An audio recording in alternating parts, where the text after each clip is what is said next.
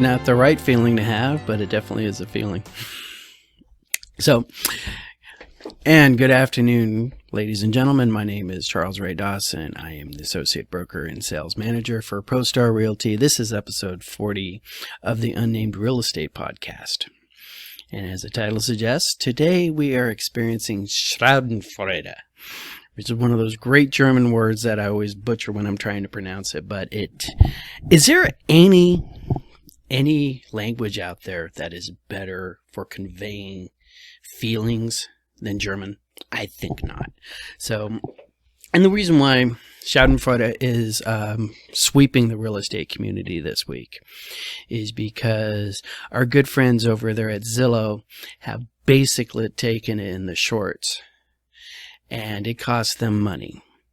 And millions of real estate agents throughout the country who has been arguing with their clients over, but Zillow says now has the ability to look a client in their eye when they say, but Zillow says my house is worth this.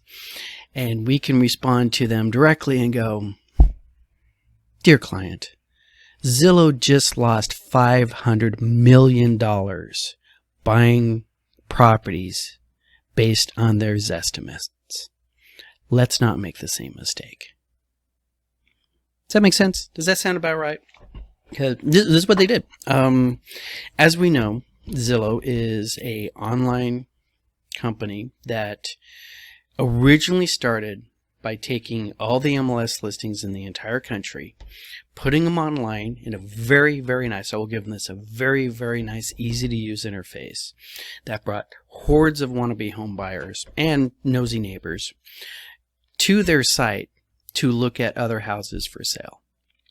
And also, it had this little benefit. You could sit there and click on a button, type your own address in, and they would give you something called a Zestimate.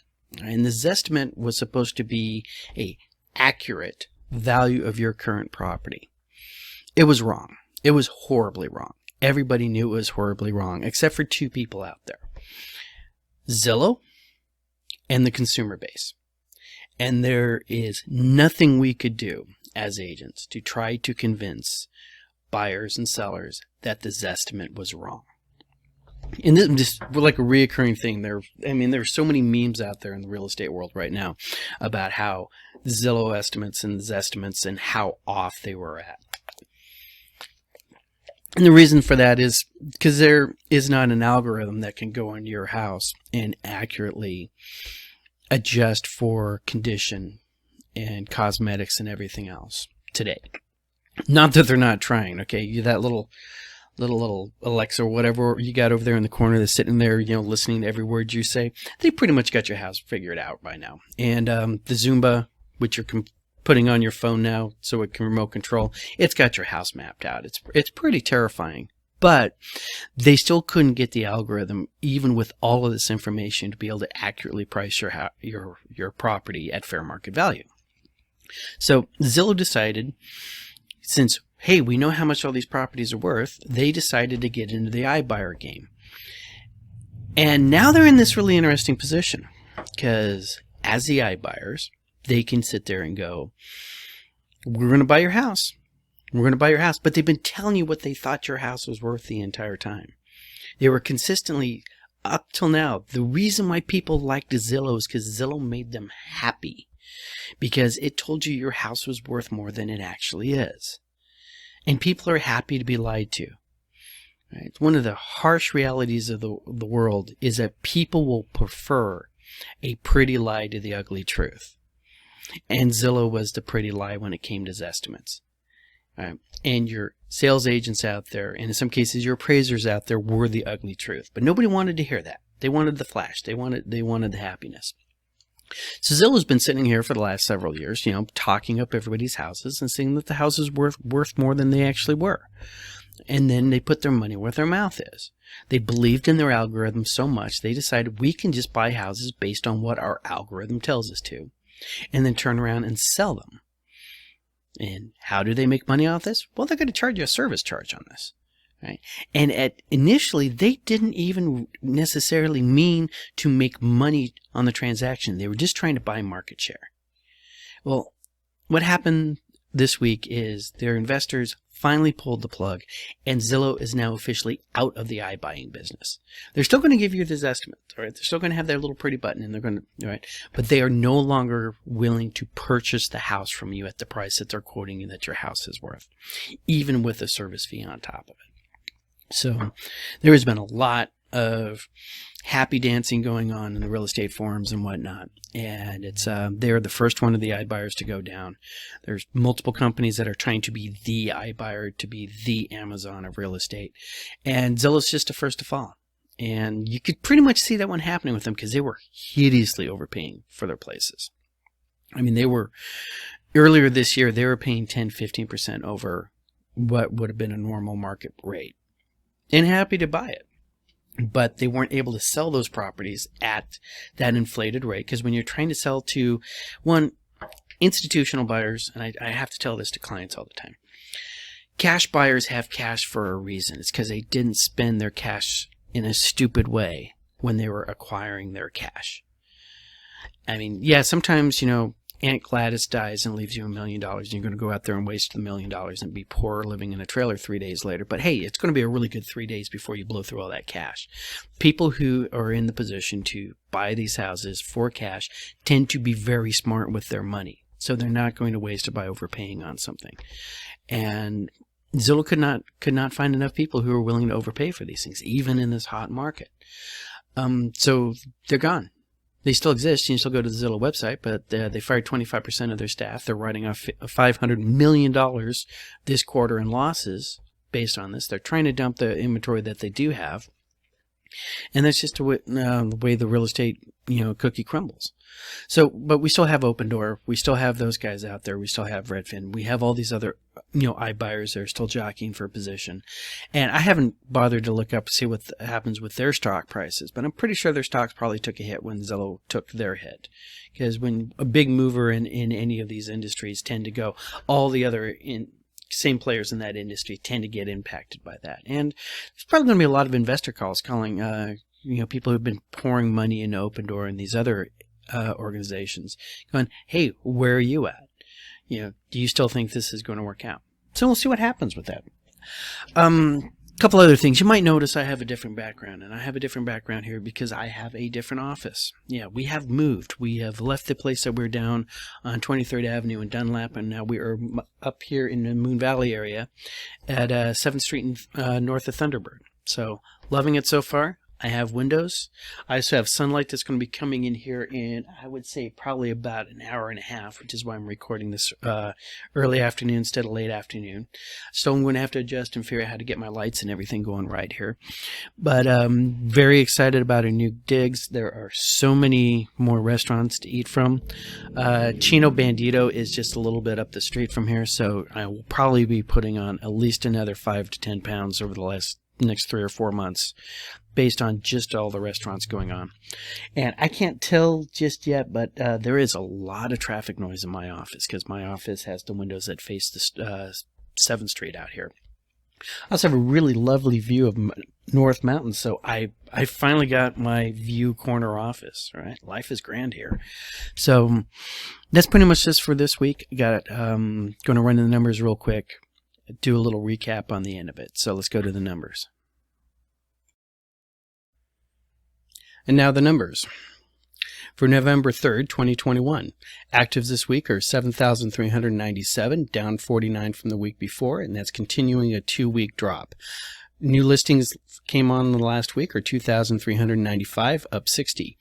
Houses going pending were 2,001, down 18. Houses with looking for contract backup are 1,072, down 56.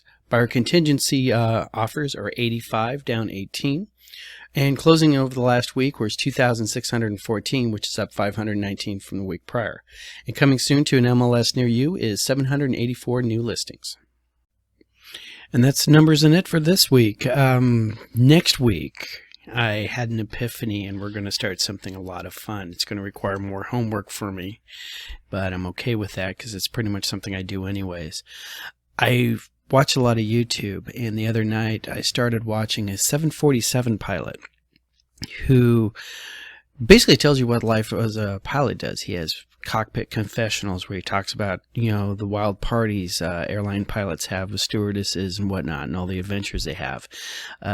He reviews recordings of transmissions between air traffic control and pilots, and he also reviews movies that involves airplanes and sort of critiques them for how real is this, how not real is this. So, and there's a couple other channels out there that do that. So I, in the shower where I do all my best thinking, I had the idea I should start doing movie reviews of real estate agents in movies. Not so much the movie itself, but the characterization, the individual person, whether or not that's really accurate.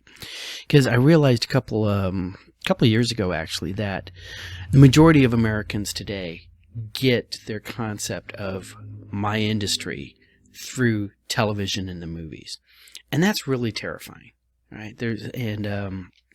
It came across me. There's something I've always struggled with. Saturday Night Live, many years ago, used to have a reoccurring character. It was the IT guy. And he would come in, try to fix your computer. All right, do this, go to this menu, drop down to here. And then finally he's like, just move. And I was working in IT at the time. And, I don't know how many times I had to deal with people quoting Saturday Night Live to me. And I tried to explain to him that Saturday Night Live has never been funny. It might have been funny once. In my adult life, Saturday Night Live has not been funny. And sure as hell, this IT guy is not funny.